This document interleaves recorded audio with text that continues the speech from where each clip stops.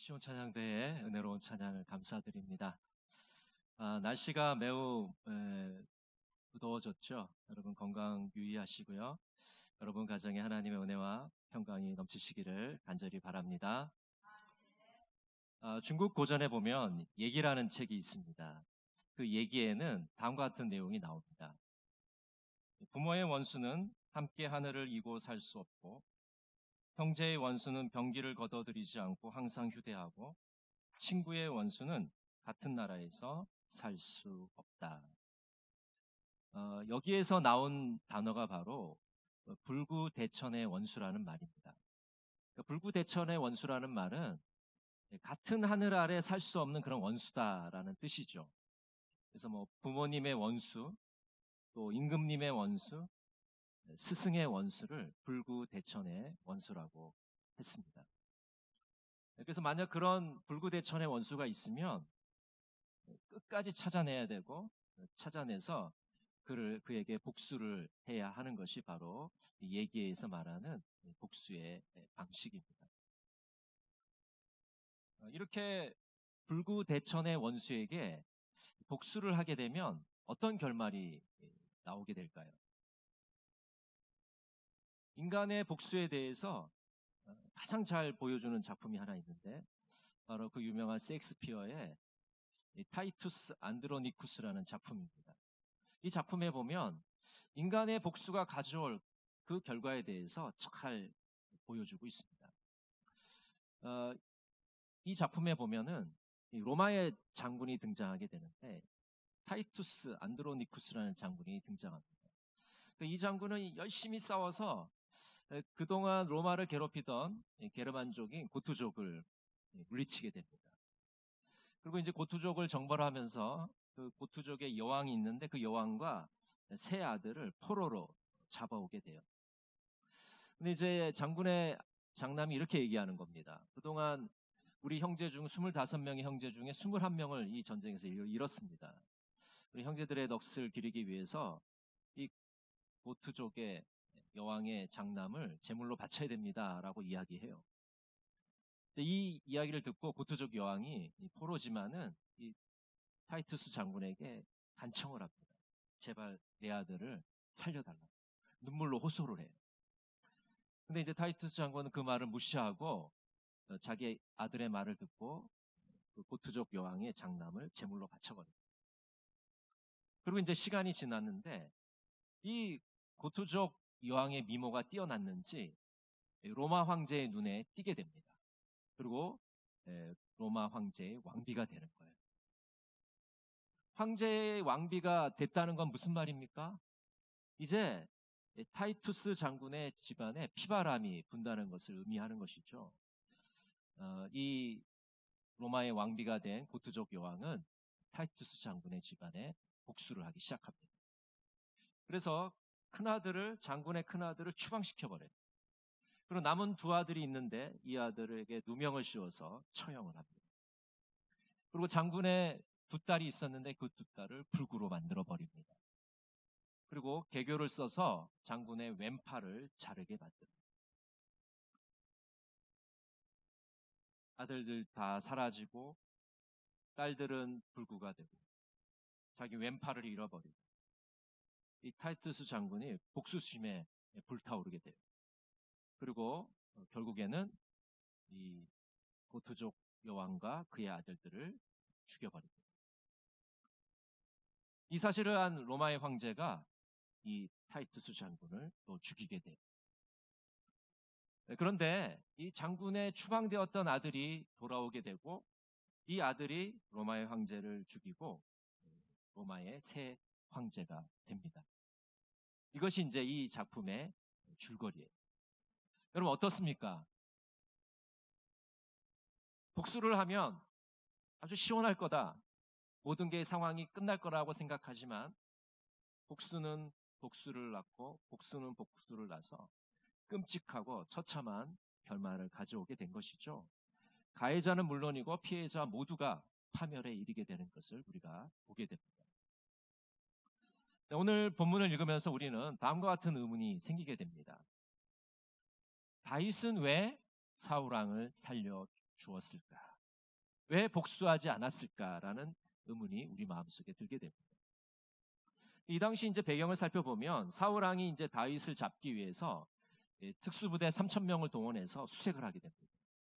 이제 수색을 하던 중에 이제 사울 왕이 용변을 보러 들어가게 되는데 그 막간을 이용해서 다윗이 사울 왕의 옷자락을 베게 되죠.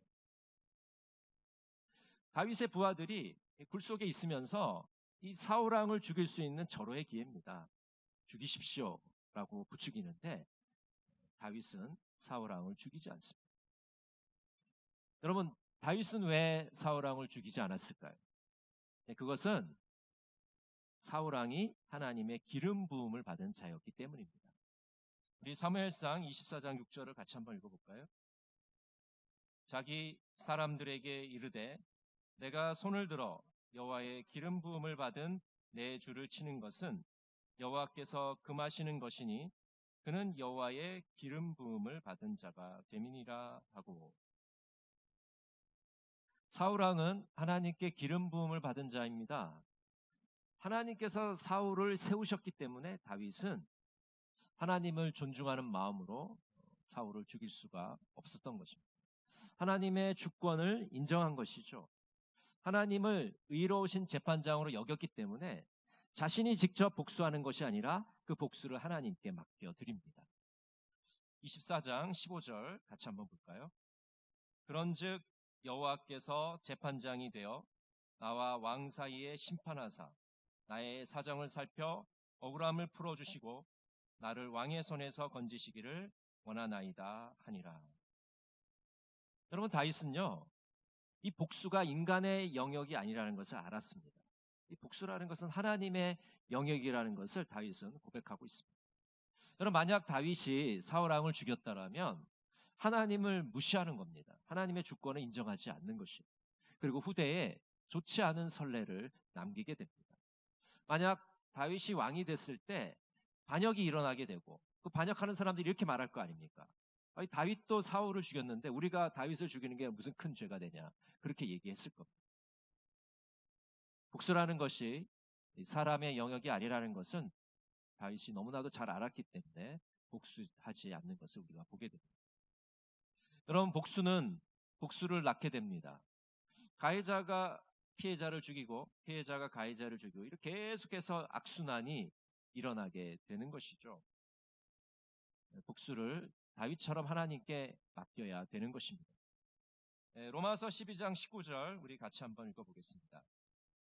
내 사랑하는 자들아, 너희가 친히 원수를 갚지 말고 하나님의 진노하심에 맡기라. 기록되었으되 원수 갚는 것이 내게 있으니 내가 갚으리라고 주께서 말씀하시니라. 여러분, 우리가 직접 원수를 갚지 않고 복수하지 않고 하나님께 맡기면 하나님께서 우리의 원수를 갚아주십니다. 정의를 세워주십니다. 그렇기 때문에 우리 그리스도인들은 선으로 악을 이겨야 되는 사람들입니다. 따라해 보실까요? 선으로 악을 이기라. 로마서 12장 20절 21절은 이렇게 말씀합니다. 내 원수가 줄이거든 먹이고 목마르거든 마시게 하라. 그리함으로 내가 숯불을 그 머리에 쌓아 놓으리라. 악에게 지지 말고 선으로 악을 이겨라. 여러분, 원수를 갚지 않는 것, 복수하지 않는 것이 선으로 악을 이기는 것입니다. 복수하고 싶은 유혹을 참는 것입니다. 자신의 감정에 끌려다니는 것이 아니라 양심에 따르는 것입니다. 개인적인 감정과 이익보다 하나님의 뜻을 앞세우는 것입니다. 그것이 바로 선으로 악을 갚는 것이죠. 선으로 악을 갚는 것은 욕하고 해하는 것이 아니라 원수를 잘 먹이고 대접하는 것이라고 말씀하고 있습니다. 선으로 악을 갚게 되면 우리의 원수가 회개하는 기회를 얻게 됩니다. 만약 우리의 원수가 선으로 악을 갚았을 때 회개하지 않는다면 하나님께서 그를 심판하실 것이기 때문입니다. 여러분, 우리 신앙생활에서는 우리 주님께서 우리에게 주시는 숙제가 있습니다. 여러분, 학교 다니실 때 숙제 많이 해보셨죠? 네, 숙제는 해도 되고 안 해도 되는 건가요? 어떻습니까? 숙제는 꼭 해야 되는 거죠. 꼭 하라고 숙제를 줍니다. 하나님께서 우리 신앙생활 가운데 주시는 숙제가 무엇일까? 그것은 바로 복수하지 않는 것입니다. 용서하는 겁니다. 그것이 바로 하나님이 우리에게 주신 숙제입니다. 마틴 루터킹 목사님은 이렇게 말합니다. 용서는 가끔씩 하는 행동이 아니다. 그것은 영구히 견지해야 할 태도이다. 여러분, 용서라는 것을 가끔씩 하는 그런 연례 행사가 아니라 매일매일 우리의 삶 속에서 실천해야 될 것이 바로 용서라는 것이죠.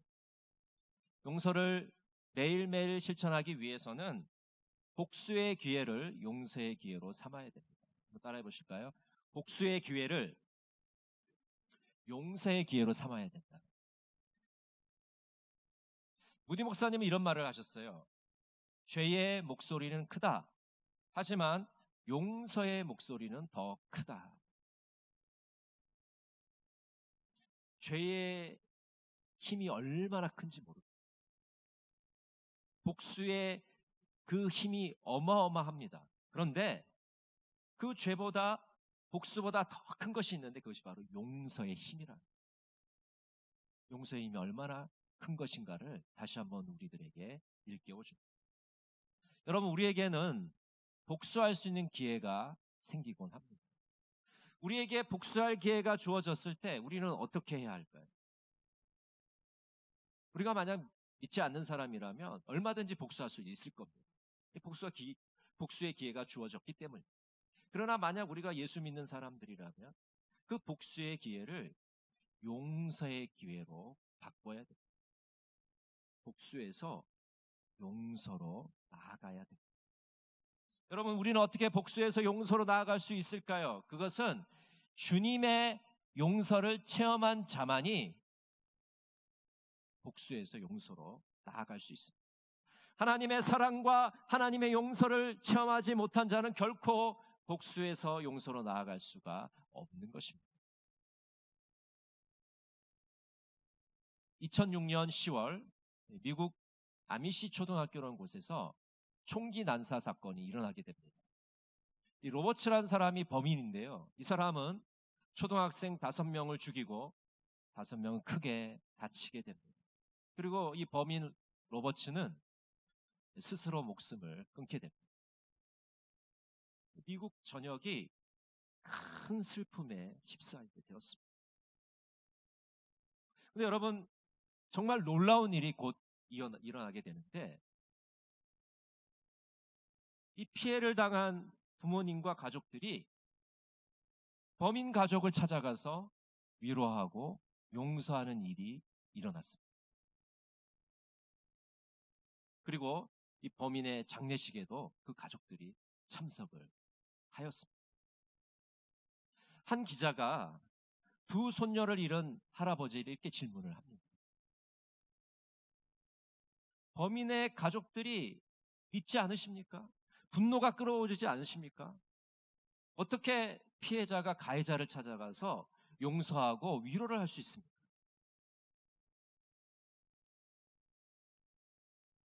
두 손녀를 잃은 그 할아버지는 이렇게 대답을 했습니다. 나도 두 손녀를 잃었지만 그 범인의 가족도 범인을 잃지 않았습니다.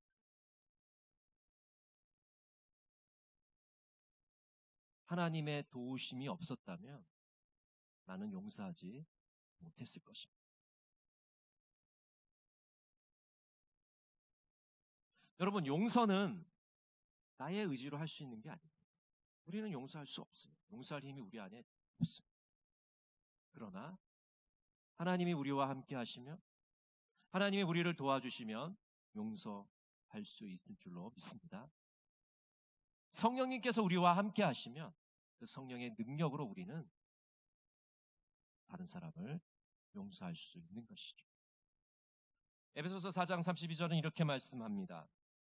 서로 친절하게 하며 불쌍히 여기며 서로 용서하기를 하나님이 그리스도 안에서 너희를 용서하심과 같이 하라. 여러분, 우리가 다른 사람을, 내게 잘못한 사람을 용서할 수 있는 그 힘은 이미 주님께서 우리를 용서해 주셨기 때문에. 여러분, 우리가 예수 그리스도를 십자가에 못 박았잖아요. 근데 하나님께서는 우리를 용서해 주시고 우리를 하나님의 자녀로 삼아 주셨습니다. 그 하나님의 사랑을 우리가 경험했기 때문에 우리가 다른 사람을 용서할 수 있는 사람이 될 수가 있는 것이죠.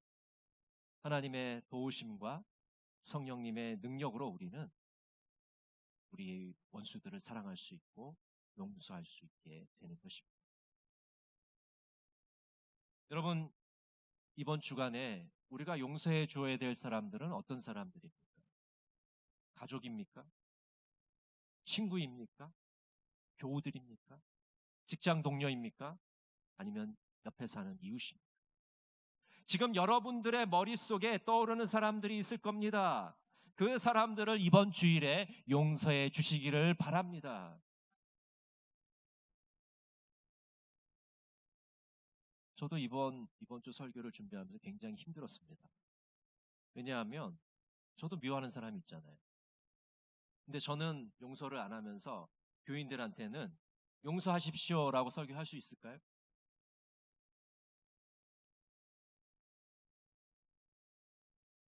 여러분 못지않게 저도 이번 주간에 이런 숙제를 하게 되었습니다. 제가 미워하는 사람을 용서해야 되는 숙제를 여러분과 마찬가지로 저도 하나님께 받게 된 것이죠. 너무나도 힘들게 설교를 준비했고 지금 이 순간에도 너무나도 힘들어요. 그렇지만은 하나님께서는 우리가 용서하기를 원하고 계십니다. 여러분, 어떻게 복수하지 않고 용서하는 삶을 살 수 있을까요? 성경은 미워하는 사람을 축복하라고 말하고 있습니다. 그는 나를 미워하고 욕했지만 나는 그가 잘 되기를 기도합니다. 그는 나를 해하려고 했지만 나는 그를 축복합니다. 우리의 원수를 내가 축복할 때 우리의 삶에는 놀라운 일이 벌어지게 됩니다. 화해와 치유의 역사가 나타나게 되죠. 우리 마음속에 있는 고통이 기쁨으로 변화되게 됩니다. 우리 마음속에 있는 무거운 짐이 벗어지게 되는 경험을 우리는 하게 됩니다. 여러분과 관계가 불편한 사람, 여러분이 미워하는 그 사람을 이번 주간에 축복해 주시기를 간절히 바랍니다. 또 미워하는 사람에게 편지를 써보시기를 바랍니다. 내 마음을 솔직하게 글로 표현하고 상대방을 용서하노라고 적어보시기를 바랍니다. 아마 여러분이 진심을 다해서 그 편지를 보내게 되면 그 편지를 받은 사람은 눈물을 흘리며 감동하지 않을까요? 또 선물을 보내시는 것도 좋은 방법이 될 것 같습니다. 상대방이 정말 좋아할 만한 선물을 정성을 다해 보내게 되면 받는 사람은 큰 감동을 받게 될 것입니다. 이혜인 시인은 용서의 꽃에서 이렇게 노래합니다. 당신을 용서한다고 말하면서 사실은 용서하지 않은 나 자신을 용서하기 힘든 날이 있습니다. 무엇라고 변명조차 할 수 없는 나의 부끄러움을 대신해 오늘은 당신께 고운 꽃을 보내고 싶습니다. 나를 바로 보게 도와준 당신에게 고맙다는 말을 아직은 용기 없어 이렇게 꽃다발로 대신하는 내 마음을 받아 주십시오. 여러분, 이번 주에 여러분이 미워하는 사람에게 꽃다발을 한번 보내보시면 좋겠습니다. 그것도 화해하는 좋은 방법이 될 것 같습니다. 전에 제가 한번 소개해 드렸는데 어느 교회에는 12월 마지막 주일이 되면 사과데이라는 것을 한다고 합니다. 이 작은 사과를 예쁘게 포장을 해서 카드를 넣어서 자신이 미워하거나 관계가 불편한 사람들에게 그 선물을 주는 거예요. 여러분, 나를 정해서 하는 거니까 다 하니까 문제는 없겠죠. 한 사람만 하면 문제가 되겠지만 이렇게 선물을 하면 그 선물을 받는 사람이, 그 사과를 받는 사람이 마음이 풀리게 되고 한 해를 아름답게 마무리하게 된다고 합니다. 여러분, 오늘 2부 예배를 드리시는 우리 성도들에게 주님께서는 복수하지 않고 용서하기를 바라십니다. 주님께서 십자가에서 우리를 용서해 주셨듯이 우리가 우리에게 잘못한 사람을 용서해 주기를 원하고 계십니다. 우리에게 주어지는 그 복수의 시간들을, 복수의 기회들을 용서의 시간으로, 용서의 기회로 바꾸시는 여러분 모두가 되시기를 바랍니다. 이번 한 주간 복수에서 용서로 나아가시는 우리 동강의 모든 성도들이 되시기를 간절히 바랍니다. 기도하겠습니다.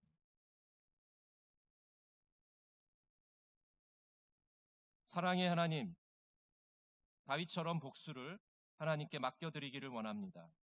복수의 기회를 용서의 기회로 삼게 하옵소서. 이번 한 주간도 복수에서 용서로 나아가는 하나님의 자녀들이 다 되게 하여 주시옵소서. 예수님의 이름으로 기도드립니다. 아멘.